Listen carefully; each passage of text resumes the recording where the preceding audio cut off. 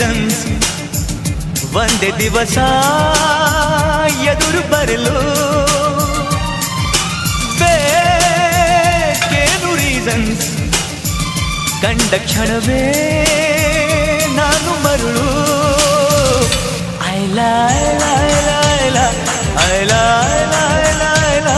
ಇನ್ನು ಓದಬೇಕು ನೀನು ಮಜ್ನು ದೇವದಾಸು ಮೂಲ ಸುಖವೋ ದುಃಖವೋ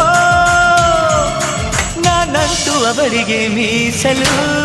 ಟೈಟಾನಿಕ್ ಹೀರೋ ನನ್ನ ಚೆಲುವೆ